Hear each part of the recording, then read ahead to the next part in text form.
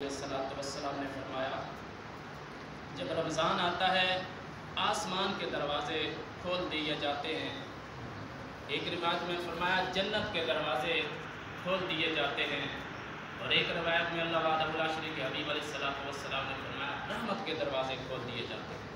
یعنی جنت کے دروازے اللہ تعالیٰ رمضان شریف میں کھول دیتا ہے، رحمت کے دروازے اللہ وحدہ لا شریک رمضان شریف میں کھول دیتا ہے، آسمان کے دروازے اللہ وحدہ لا شریک رمضان شریف میں کھول دیتا ہے، کیونکہ رب کی رحمت آتی ہے، جنت میں داخلہ ہوتا ہے، اور آخری دن تک جنت کے دروازے بند نہیں رب العالمین فرماتا، جہنم کے دروازے بند فرما دیتا اور آخری دن تک کھولتا نہیں ہے. شیطان کو رب العالمین قید فرما دیتا ہے تاکہ جو شخص میری محبت میں آ کر میرے راستے پہ چلے، اللہ وحدہ لا شریک فرماتا ہے اس میرے بندے کو شیطان ورگلائے نہ. اے میرے فرشتوں جاؤ شیطان کو جگڑ کر رکھ دو، شیطان میرے بندوں کو ورگلائے نہ، گمراہ نہ کرے. اور اللہ وحدہ لا شریک فرماتا ہے کہ میں جنت کے بھی پھر دروازے کھول دیتا ہوں، شیطان کو میں جکڑ دیتا ہوں، سرکش جن قید کر لیے جاتے ہیں، جہنم کے دروازے بند کر دیے جاتے ہیں.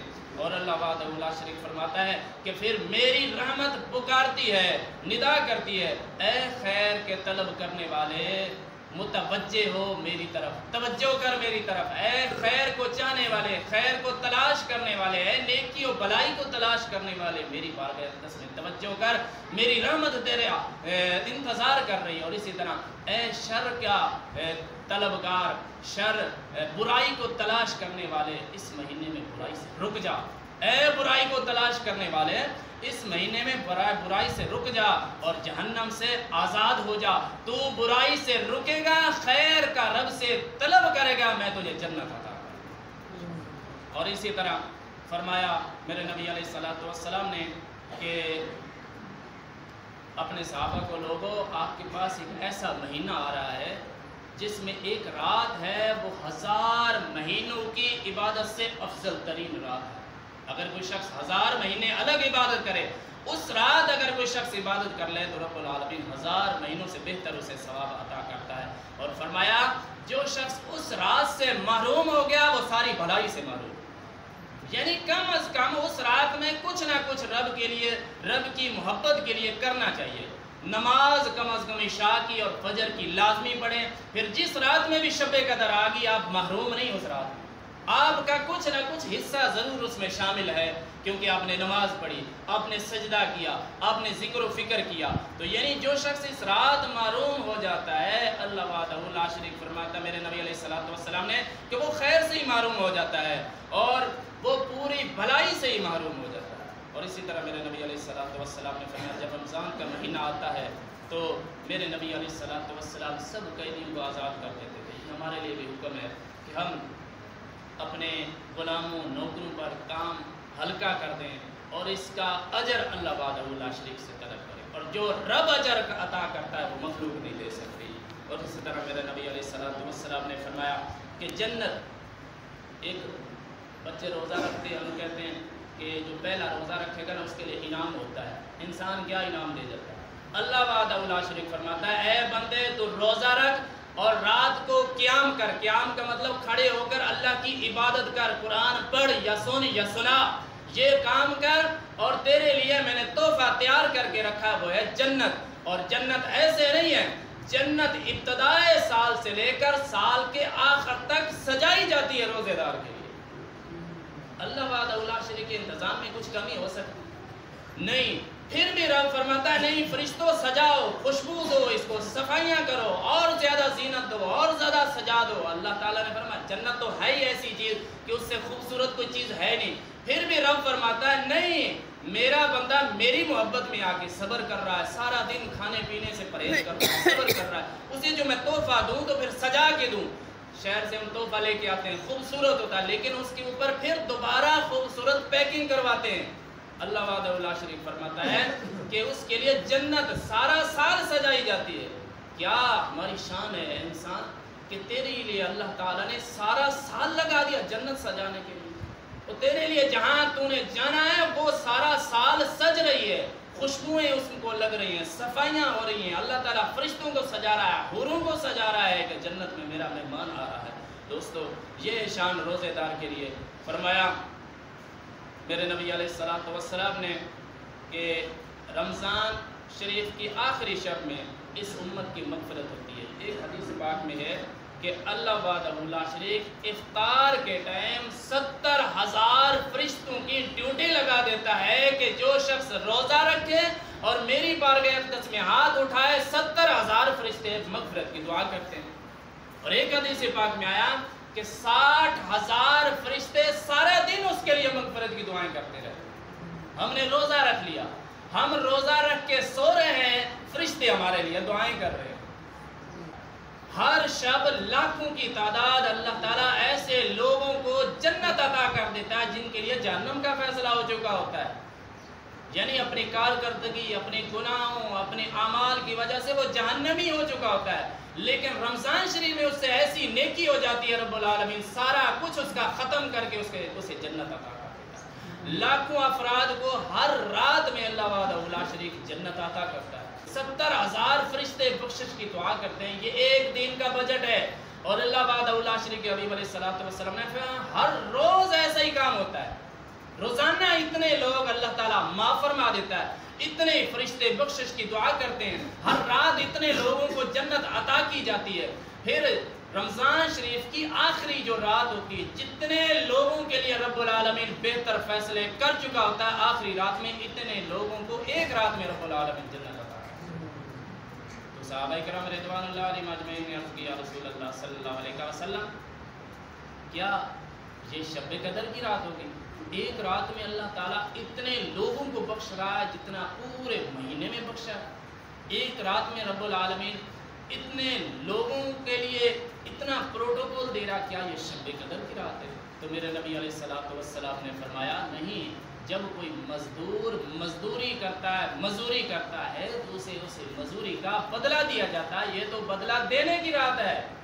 آج اس کا کام مکمل ہو گیا، جب کام مکمل ہوا آج اسے اللہ وحدہ لا شریک بدلہ عطا کر رہا ہے۔ اسی طرح فرمایا میرے نبی علیہ الصلوۃ والسلام نے کہ اے لوگوں، تمہارے پاس عظمت و برکت والا مہینہ آیا ہے، یہ وہ مہینہ ہے کہ اس میں ایک رات 1000 مہینوں سے بہتر رات ہے۔ اس کے روزے اللہ تعالیٰ نے فرض کیے، اس کی رات میں اللہ تعالیٰ نے قیام یعنی کھڑے ہونا، اللہ کی عبادت کرنا، یہ اللہ تعالیٰ کو پسند ہے، سنت فرمایا ہے۔ اگر کوئی شخص اس مہینے میں نفلی کوئی نیکی کرے تو اللہ تعالیٰ فرضوں کا ثواب عطا کرتا ہے، کوئی فرض ادا کرے تو اللہ تعالیٰ ایسا ثواب عطا کرتا ہے جیسا اس نے عام دنوں میں 70 فرض ادا کر دیے۔ اور فرمایا یہ صبر کا مہینہ ہے، صبر کا بدلہ جنت ہے، یہ غم خواری کا مہینہ ہے، یہ اللہ وحدہ لا شریک اس مہینے میں مومن کا رزق بڑھا دیتا ہے۔ رمضان المبارک کی برکت سے اللہ تعالیٰ رزق میں اضافہ فرما رہا ہے، ہر انسان خوش ہے، اس میں خوشحال ہوتا نظر آ رہا ہے۔ اور فرمایا کہ اگر کوئی شخص اس رمضان المبارک میں کسی شخص کو روزہ افطار کرائے، اللہ تعالیٰ اس کے بدلے میں اسے مغفرت فرما دیتا ہے، بخشش فرما دیتا ہے۔ صحابہ کرام نے عرض کیا رسول اللہ صلی اللہ علیہ وسلم، ہم میں سے ہر شخص ایسا نہیں ہے کہ کسی روزے دار کو روزہ افطار کرائے، اتنا کھانا ہمارے پاس نہیں، پانی نہیں ہے۔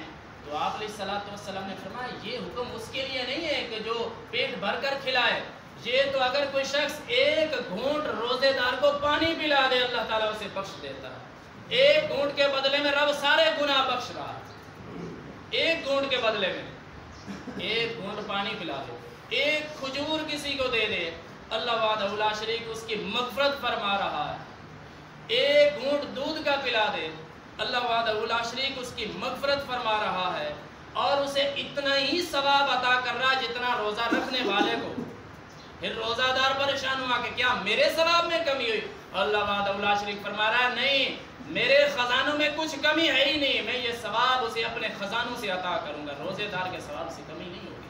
اور فرمایا کہ اگر کوئی شخص کسی روزے دار کو پیٹ بھر کر کھلائے، پیٹ بھر کے کھانا کھلائے، تو اللہ وحدہ لا شریک کے حبیب علیہ الصلوۃ والسلام نے فرمایا کہ اسے اللہ وحدہ لا شریک جنت قیامت کے دن میرے اپنے حوض سے اسے ایسا پانی پلائے گا کہ جب تک وہ جنت میں نہیں پہنچے گا اسے پیاس ہی نہیں لگے گا، جنت میں جانے تک اسے پیاس نہیں لگے گی، ایسا اللہ وحدہ لا شریک جام اسے حوض کوثر سے پلائے گا۔ جو پیٹ بھر کر کھانا کھلائے روزے دار کو کہ دوستو آپس میں اتفاق اتحاد اور محبت رکھو. ایک شخص دوسرے کو کھانا کھلا رہا ہے, ایک شخص دوسرے سے پیار و محبت کر رہا ہے, کما کے خود لایا ہے جو اپنے لیے, لیکن وہ دوسرے کے آگے رکھ رہا ہے کما کے. رب فرما رہا ہے اسی محبت کا صلہ یہ ہے کہ آج تجھے جنت عطا. یعنی اتفاق اتحاد اور محبت رب العالمین کو ایسا پسند ہے کہ رب العالمین فرماتا ہے کہ انسان تیرے گناہوں کو میں نے چھوڑ دیا, تیرے گناہوں کو میں نے ختم کر دیا. اور اللہ وحدہ لا شریک فرماتا ہے یہ میری چاہت ہے کہ جسے چاہوں مٹا دوں, جسے چاہوں لکھوا دوں. یہ اللہ وحدہ لا شریک کی چاہت ہے. تو دوستو رمضان المبارک برکتوں کا مہینہ ہے, سعادتوں کا مہینہ ہے. اللہ وحدہ لا شریک نے ہم پر احسان کیا جو یہ مبارک گھڑیاں اللہ تبارک و تعالیٰ نے ہمیں عطا کی ہیں. یہ ہمارا حق بنتا ہے کہ ہم اس سے فائدہ اٹھائیں اور کم از کم ادب و احترام لازمی رکھیں رمضان المبارک کا. اگر کوئی شخص ادب و احترام نہیں رکھتا تو شریعت محمدی میں وہ سزا کا حقدار ہے. اگر کوئی ادب و احترام رکھتا ہے تو شریعت محمدی میں اس کے لیے اجر عظیم ہے. ایک حکایت ہوتی ہے کہ ایک شخص تھا کہ یہودی تھا اور وہ مسلمان نہیں تھا, لیکن رمضان المبارک کا مہینہ آتا تو وہ سر عام کھاتا پیتا ہے.